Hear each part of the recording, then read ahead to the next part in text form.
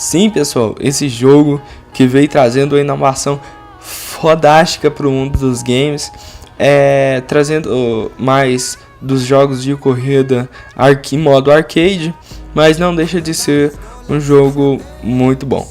E já começando com o Midnight Club Street Racing, desenvolvido pela Rockstar San Diego e publicado pela Rockstar Games, para os consoles PlayStation 2 e o Game Boy Advance. E cara, foi o primeiro lançamento da série, mas chegou já arrasando o mundo dos games, principalmente no PlayStation 2, porque no Game Boy não foi lá essas coisas. Era um jogo, era totalmente diferente do PlayStation 2. O Game Boy Advance na época tinha um hardware muito fraco para aguentar a pancada que era esse jogo pro PlayStation 2, então era aquela coisa bem escrotinha mesmo eu vou estar passando aí pra vocês, mas era aquela coisa bem escrotinha mesmo, de cima assim da tela, e aquele carrinho assim igual o GTA do PlayStation 1, mas não era legal igual o GTA, porque não tinha aquela liberdade de você sair do carro, não tinha aquela liberdade toda. Mas no do PlayStation 2 já era bem mais extremamente elaborado, que era bem detalhado, e a história nem é uma história tão profunda assim. Já para mostrar para vocês, que eu já vou falar, a história é bem fraquinha mesmo, é só para justificar o porquê daquilo tudo estava acontecendo. O forte mesmo do jogo era a diversão arcade, era aquela coisa bem suave, bem tranquila de se jogar mesmo, para divertir e não pela história. Mas para justificar aquilo tudo você era um taxista, né? O jogador, você mesmo era o taxista, o jogador que jogava, e entra num clube secreto que era o Midnight Club, né? E ele começa com um veículo bem tranquilo, que era o táxi, não mexia em nada, o veículo bem lento mesmo. E através das corridas você ia ganhando dinheiro, ia ganhando dos caras, e aí você ia mexendo no seu táxi, né? Colocando, você não podia mexer ele, né? Como é que fala? Mexer na aparência do veículo. Você podia mais dar uma mexidinha na velocidade, na aceleração, essas coisas que eu me lembro do jogo, né? E aí, cara, você vai correndo, e aí você vai evoluindo, e aí você quer chegar a ser um fodão do jogo para poder zerar, e aí você vai ser o campeão mundial do Midnight Club. E, cara, é aí que aí vem o spoiler. Mas um jogo que, vamos botar aí 10 anos, sei lá, não, 10 anos não, 15 anos já, o jogo 15 anos. E aí, cara, você é revelado só pra você lá que quem é o vencedor mundial é uma mulher japonesa chamada Anika. E o pai dela é conhecido como fabricar carros no Japão. E aí, cara, você vai nessa corrida, você ganha dela, e aí você consegue o título mundial do Midnight Club. E aí, junto com a vitória, você ganha o carro da mulher, e a Anika retorna no Japão. E aí é só no próximo Midnight que você vai ter uma continuação dessa história. Mas aí, já falando da cidade, cara, se passava na cidade de Londres, o jogo, e se passava também na cidade de Nova York. E, cara, era muito bem ambientada a cidade. Pelo que eu lembro do jogo, cara, dava pra você ver em detalhes a cidade de Londres. Dava pra você ver os detalhes que eu falo assim, pra época era incrível, né, cara? Você vê coisas, como é que fala? Turísticas da cidade, que era o Palácio de Westminster, o Big Bang, Westminster, na verdade, né? O meu inglês é ótimo. A Tower Bridge. E também em Nova York também tem muita coisa. O que tem mais rico em Nova York era a ambientação da cidade, com a Times Square, o Empire State. Eu lembro também que tinha o World Trade Center, tinha o Rockefeller Center, tinha a Praça das Nações Unidas, tinha o Hotel Plaza, tinha o Madison Square Garden, que eu me lembro, também tinha a Praça de Washington, o Wall Street Bull, o Battery Park e o Central Park também, cara, era bem marcante. E, cara, o jogo era incrível. Inclusive, os carros não eram de verdade, né? Já falando dos carros, os carros não eram de verdade. Tinha aquela coisa bem legal mesmo. De colocar carros fantasias, mas baseados nos jogos que tinham no mundo real. Então era uma coisa bem feita, bem legal que a Rockstar fez. Igual o GTA, né, cara? Pegou aquela pegada do GTA com os carros fakes, mas não deixava de ser divertido. E o jogo se estendeu com as notas bastante altas pela IGN, que foi de 1.6 para a época, e de 10 ganhou 1.6. E, cara, foi a IGN também. A GameSpot também deu 1.4 e pra época a nota era muito boa, extremamente boa, e no estilo, né, de Arcade Racer, era esse que ela tinha para ganhar, e várias outras que deu boas outras notas. E a da versão do Game Boy Advance, eu não vou nem falar. Outras a Nintendo Power deu uma nota de 2.9, na nota máxima era 5, deu 2.9. Falou que é um descendente repetitivo, as corridas repetitivas. A Game Online também deu uma nota de 56% de 100%. Declarou que a jogabilidade não dá para jogar direito. O motor gráfico 2D não é tão legal assim. E, cara, ficou naquela, né? Não vendeu muito, mais a versão. Já o jogo no mundo todo, dano total, vendeu 1.976.000 cópias no mundo todo.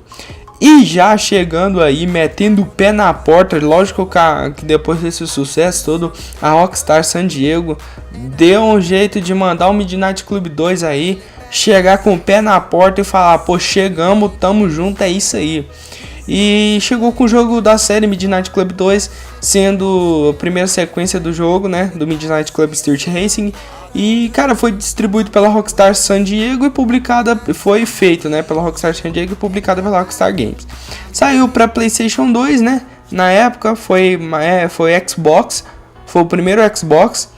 E saiu para PC também e saiu para PlayStation 3 em 9 de abril de 2003, cara. Então aí já estava avançado, já tinha aí um motor gráfico bem bonito, a coisa bem feita. E, cara, o enredo, eu vou falar o seguinte: é bem mais simples do que o primeiro, por incrível que pareça. Porque os caras tentaram, eu acho, na minha humilde opinião, que eles tentaram mais focar no jogo mesmo, nos gráficos, no carro, na rua, no detalhe na mecânica, jogabilidade do jogo.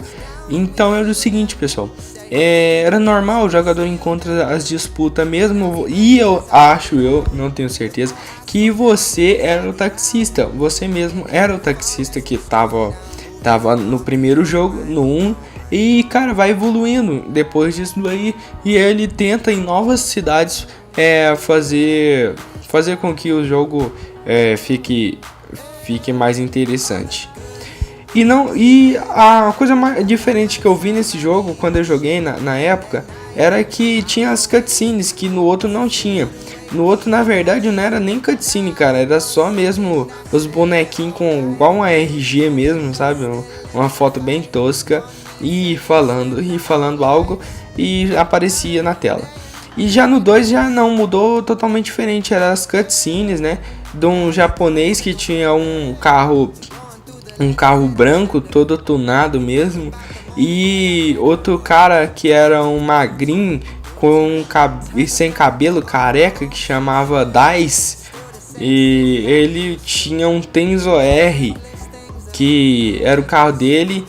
E aí, cara, quanto mais você ganhava deles, mais nervoso eles apareciam na cutscene, parecia mais desafiador para o jogador. E depois disso daí, cara, foi só ficando mais legal, pelas cidades, né, que tinha no jogo, que era Los Angeles, Paris e depois vinha Tóquio. E aí, cara, era só alegria, cara, depois de desbloquear essas cidades.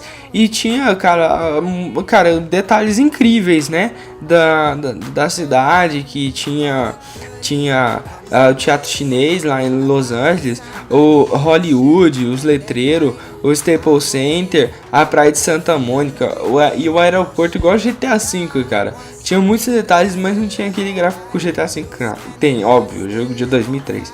Paris, a cidade, cara, era bastante iluminada nas principais avenidas.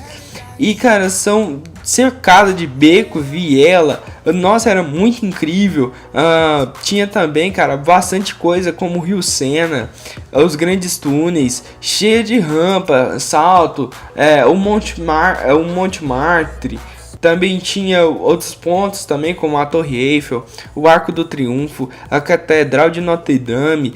Tinha bastante coisa legal. E até as catacumbas subterrâneas era fácil de achar em Paris. Em Tóquio era aquela coisa, né? Era os pontos mais principais, como no distrito de Shibuya, as autoestradas da cidade, os arranha-céu, os prédios gigantes, altão, no bairro de Shinjuku.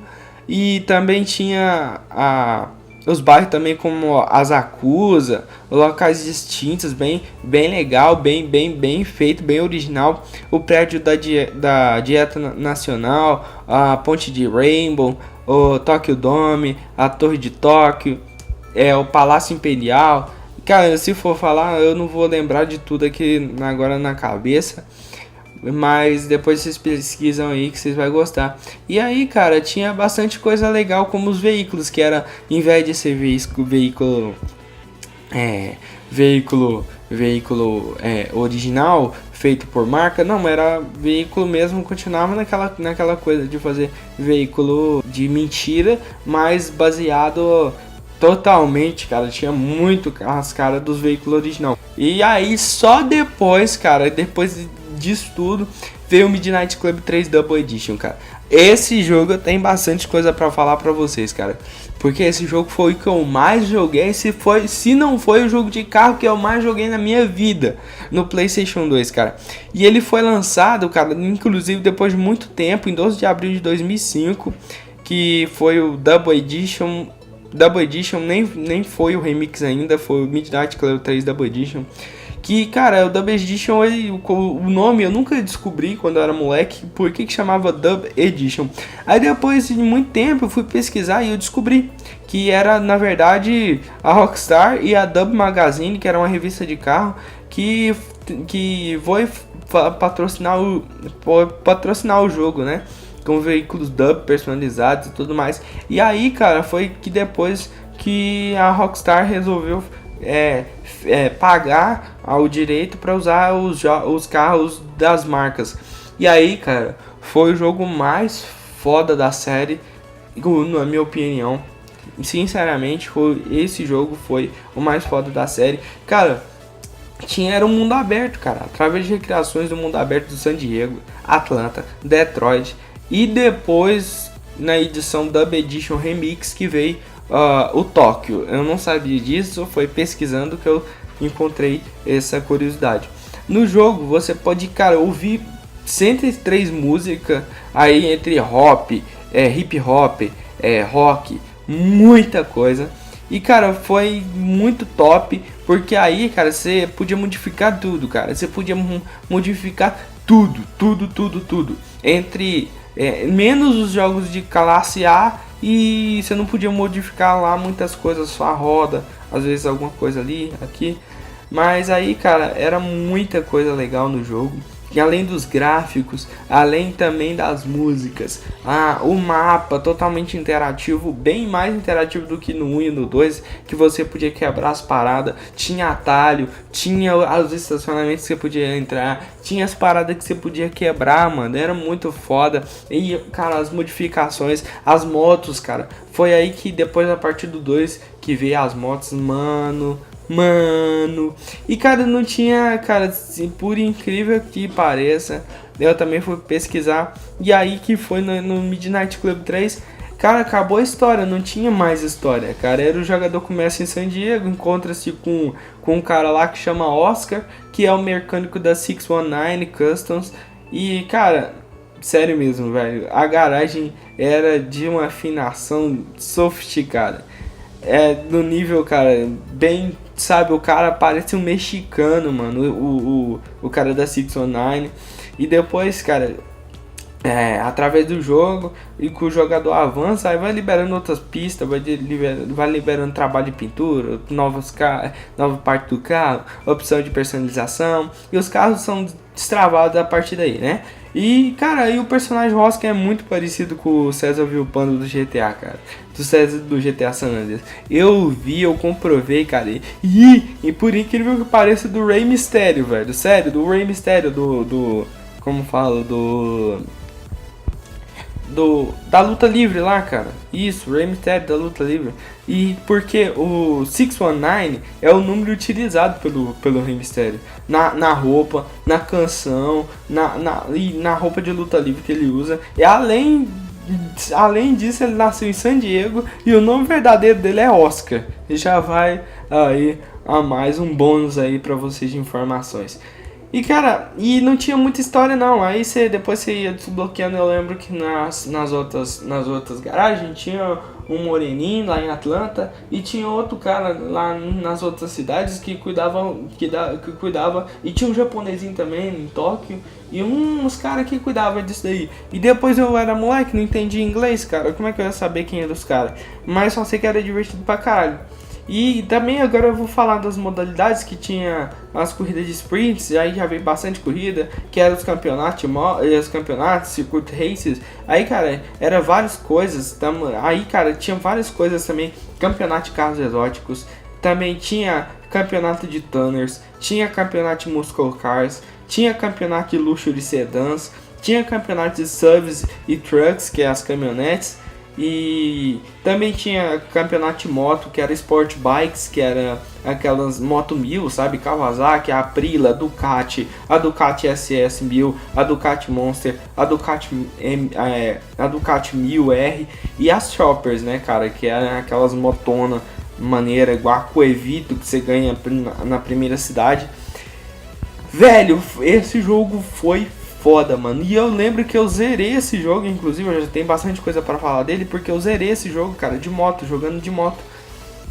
Na motinha, cara, e dava pra ganhar as paradas tudo com a moto, cara. Era fácil de você entrar nos becos, era fácil de você ganhar, é porque ela era mais rápida. Ganhava na frente dos carros, com certeza. E, cara, eu só ganhava com as motos, cara. Praticamente eu zerei o jogo usando moto. Só nos campeonatos que eu usava alguns carros que era obrigatório.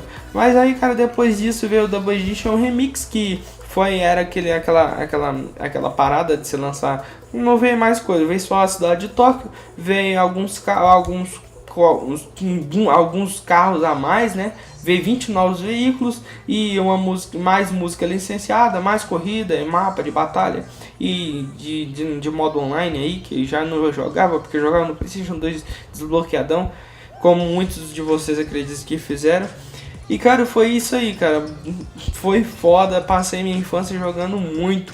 Cara, as notas altas pra Xbox e pra PSP também, pra PlayStation 2 também, nota alta foi 84 de 100, 86% de 100 86, na verdade, por cento de 100. Pro Xbox foi 85, pro PSP foi 74. Só notão, e só de bagulho foda, da IGN, várias coisas. E aí, cara, eu fechei minha infância, cara, jogando essa merda, que foi uma merda mais insana, mais top que eu já joguei. Foi esse jogo, inclusive marcou muito minha infância e espero que marque a infância de muitos ainda, que eu acho que duvido bastante, acho que vai ficar aí pra gente lembrar. Depois de muito tempo, cara, depois de muitos anos aí, em 20 de outubro de 2008, veio lançando aí para Xbox 360, PlayStation 3 e PSP esse jogão também, que é o Midnight Club dos Los Angeles, que eu não joguei muito, apesar, não sei, cara, porque eu não joguei muito, mas eu nem cheguei a zerar o jogo, joguei até metade, sei lá, acho que é porque eu tinha acabado de comprar o console e acabei pegando os outros jogão aí também que tinha lançado na época em 2008. E cara, o Midnight Club Los Angeles é o parte do jogo da série que foi muito, muito, muito top também, anunciado no dia 11 de janeiro de 2008 e lançado no dia 20 de outubro de 2008.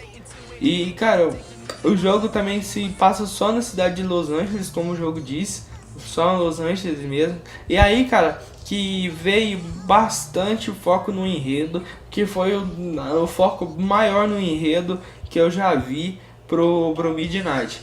Que, cara, não passa de um homem mesmo que até que o homem mesmo não tem nome e ele é conhecido apenas como player, que assume, sabe, um papel até importante até aí, cara, porque ele chega na cidade e tal, e chega em Los Angeles e o book dizendo para reunir num restaurante fast food chamado Express Kearney Limited.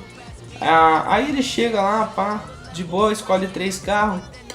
Tem a opção, tem um Nissan 240 SX 1998 e tem um Golf 83 e um Sirocco 88.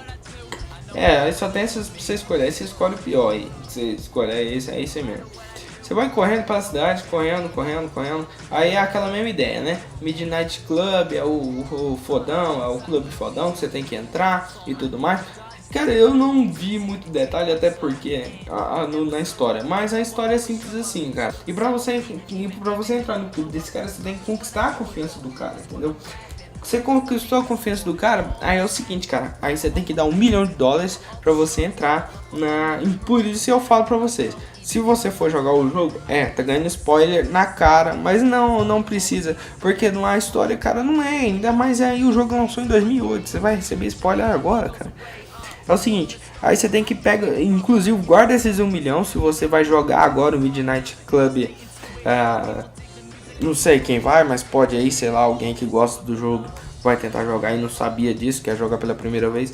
Guarda o dinheirinho aí, guarda $1 milhão, porque no final do jogo você vai precisar dele pra você dar pro cara. Aí você já acaba o jogo logo, já termina 100% da história e tranquilo. Aí, cara, é o seguinte, na versão do Midnight Club LA, na versão do PSP, aí, cara, desbloqueia a cidade de Tóquio na versão do PSP, que aí já é bem diferente do Xbox 360, que a jogabilidade é bem boa, cara, é bem boa, bem top, as garagens é tudo bem feita, inclusive você só usa uma garagem. Mas aí vai desbloqueando mais carro, cara. E a modo de customização dessa porra é um modo insano demais, cara. Você muda até o volante da parada. Cara, que jogo hoje em dia que você pode mudar o volante? Me fala, velho. Me fala. The Crew no jogo não muda. Need for Speed não muda. Nem a porra do Forza Horizon 2, nem Forza Horizon 1, nem caralho nenhum jogo vai mudar o volante. Mas essa porra muda. Você escolhe o volante, você escolhe o velocímetro, você escolhe a iluminação do velocímetro. Você escolhe o banco, você escolhe a cor do banco, você escolhe a cor do carro, você escolhe pôr neon dentro do carro. É a maior versão de customização que você vai conseguir colocar nessa porra. É isso aí, mano. Você vai colocar e nem fala por fora, cara. Você pode mudar tudo no carro, tudo.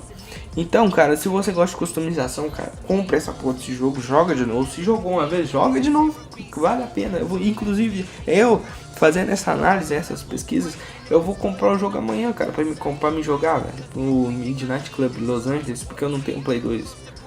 E, cara, é isso aí, cara, depois disso tudo foi só alegria, cara, depois dos jogos lá.